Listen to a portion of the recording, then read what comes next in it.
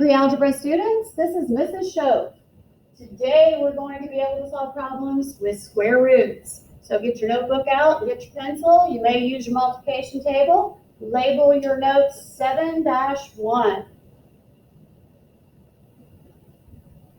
All right, so what do we need to know about square roots? Well, the opposite of squaring a number is taking the square root. The symbol looks like this. This is the square root sign. So what is the square root of 81? The square root of 81 would mean what number times itself gives you 81? The answer is 9. Right, good. All right, put a number 1 on your paper. Notice the directions say find the 2 square roots of each number. That means there are 2 answers. So number 1 says what number times itself gives you 49? Well, I know 7 does because 7 times 7 is 49, but also negative 7 does because if you take a negative 7 times a negative 7, you get a positive 49. So you could write your answer like this, positive and negative 7, or you can write 7, negative 7. So number 2, what are the 2 square roots of 1? The answer would be positive and negative 1, because positive 1 times positive 1 is 1, and negative 1 times negative 1 is 1. Number 3, what are the 2 square roots of 144? 12, good. But since we have 2 answers, one's going to be positive and one's going to be negative. Okay, your turn. Pause the video, do 4, 5, and 6, and when you get done, hit play.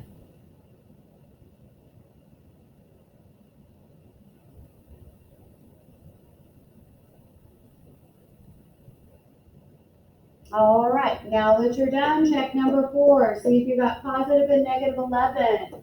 Number 5, positive and negative 10. And number 6, positive and negative 15. All right, new number 1, because now we're going to take the square root of fractions, which actually is really easy. So if you look at number 1, put in your notebook the square root of 1/4. The easy way to do this is just take the square root of 1, which is 1, then the square root of 4, which is 2. So the answer would be 1/2. We only have one answer because the directions do not say find the 2 square roots. So we're going to say the positive answer, which is called the principal square root. All right, look at number 2, negative square root of 36/49.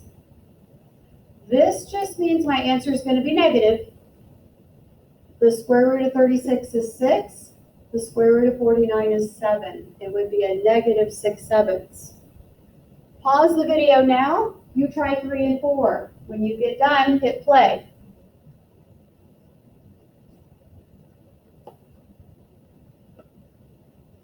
All right, let's see how we did. The square root of 225 over 400 should be 15 over 20. You could simplify that to 3/4. Either answer is fine. And number 4, it's going to be negative because there's a negative sign out in front. Square root of 64 is 8. Square root of 361 is 19. So you've got negative 8/19. All right, now on 5 and 6, we're going to find the square roots of decimals. So if you look at number 5, write in your notebook the square root of 1.44. So you want to think, well, what's the square root of 144? 12 times 12 is 144, but I have a decimal here, so I've got to figure out where my decimal point goes. So should it be a 0.12 or a 1.2? Well, let me see. If I take a 1.2 times 1.2 and I multiply, how many places would I go over with my decimal point? I know 12 times 12 is 144, but I would go over 2. Would that give me a 1.44? Yes, it would. So it's a 1.2. It would not be a 0.12 because if I take 0.12 times 0.12, I know 12 times 12 is 144, but I would go over 4 places for that. That would not give me a 1.44. That would give me a 0.0144. So the answer would be 1.2. All right, look at number 6. Write this in your notebook. Positive and negative square root of 6.25.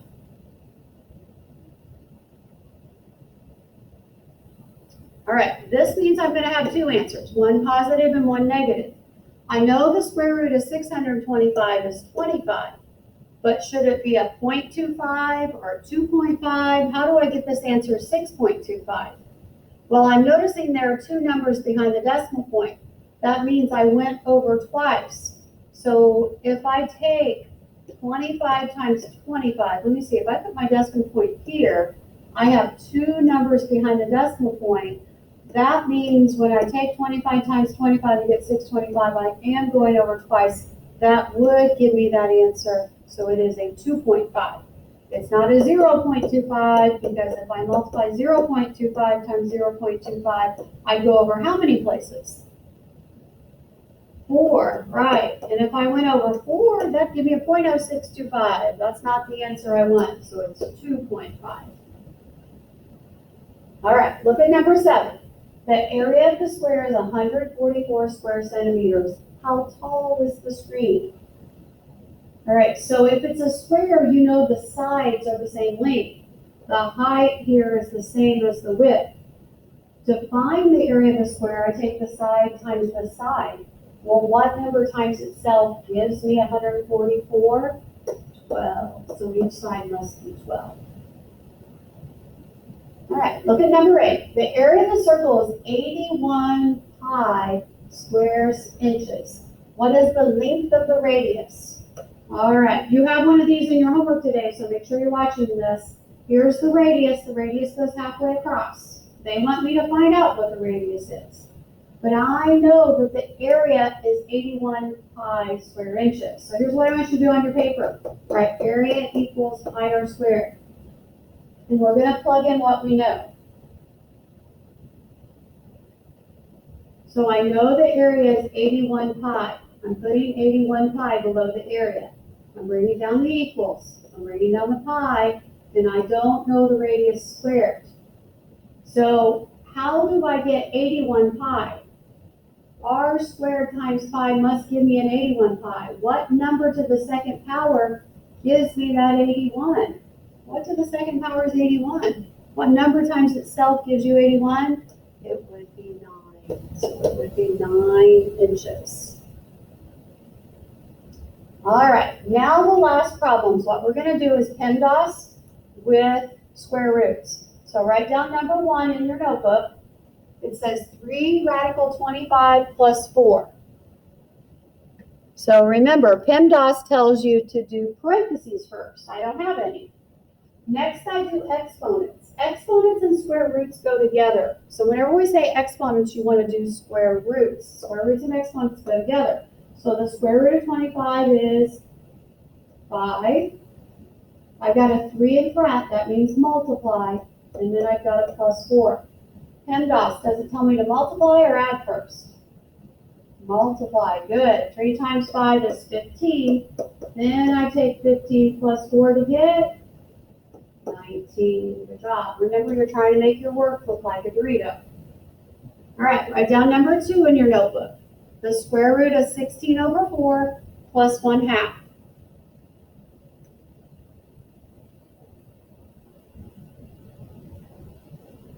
All right, there are a couple ways you could do this problem. You could take 16 divided by 4 and get 4. And then you have the square root of 4 plus 1/2. The square root of 4, what number times itself gives me 4? 2. So then you have 2 plus 1/2. 2 plus 1/2 would be 2.5.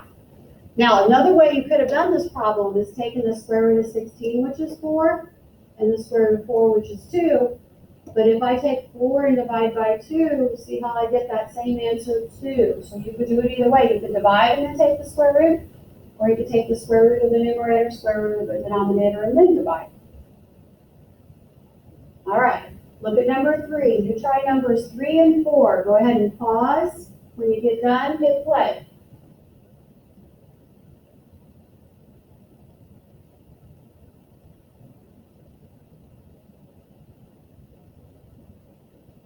All right, let's check number 3. PEMDAS, parentheses and exponents. And exponents and square roots go together. So I'm going to do the square root of 36, which is 6. The 3 is written in front, and means multiply, then plus 7. Do we add or multiply first? Multiply. 3 times 6, 18. See if you added 18 and 7 to get 25. All right, let's look at number 4, see how you did. Well, 49 divided by 36 is not a whole number. So what I'm going to do is take the square root of 49, which is 7, the square root of 36, which is 6, then I'm adding 7, 6 plus 1, 6. Well, the denominators are the same. I can go ahead and add and get 8, 6. But that's not my answer because that's improper. So let me see how many 6's go into 8. So if I do 8 divided by 6, it goes in once with 2 left over. And if I go in a circle, this is 1 and 2, 6. Can I reduce it? Yes, by dividing by 2. So I'm going to divide by 2. We should be getting a 1 and 1/3. All right, last couple of problems we're going to compare using is less than, is greater than, or is equal to. That's what that should say. But when I compare right here on number 5, I'm comparing the square root of 100 to 9. Square root of 100. What number times itself gives you 100? 10. Now I'm really comparing a 10 to a 9, which is bigger. 10. Make your sign open up to the larger one. Okay, let's do number 6. Write in your notebook 0.6 and the square root is 0.36.